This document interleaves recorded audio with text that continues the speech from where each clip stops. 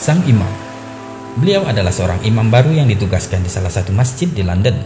Ia setiap hari pulang dan pergi dari rumahnya ke masjid dengan mengendarai bus umum. Di Inggris, orang yang biasanya menggunakan bus membayar ongkos bus tersebut dengan menggunakan kartu, atau langsung membayar ke sopir karena bus tidak memiliki kondektur. Setelah membayar, baru kemudian penumpang mencari tempat duduk yang kosong.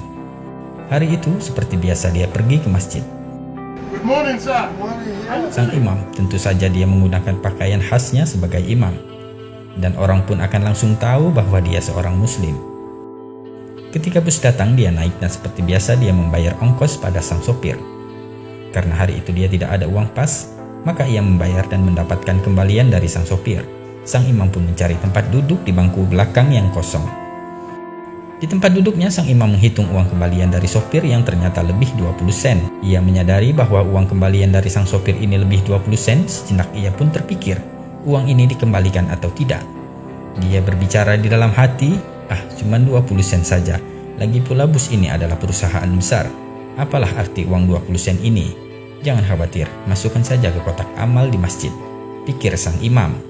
Setelah sampai di halte yang tak jauh dari masjid, ia pun hendak turun dari bus dan berjalan melewati sopir bus tersebut. Dalam hatinya masih bergejolak atas uang 20 sen itu, antara dikembalikan atau tidak. Namun ketika sampai di dekat sang sopir, spontan sang imam pun mengulurkan tangannya, memberikan 20 sen itu kepada sang sopir sambil berkata, "Maaf Pak Sopir, uang kembaliannya tadi berlebih 20 sen. Dengan tersenyum sang sopir pun berkata, "Uang ini tidak lebih, aku sengaja memberikanmu kembalian lebih." "Apa maksud Anda?" tanya sang imam. "Ketahuilah, sudah 3 tahun ini aku mencari tahu tentang Islam, dan aku melihatmu berpakaian seperti seorang muslim. Bukankah Anda imam baru di masjid itu?" kata sang sopir. "Ya, benar," jawab sang imam.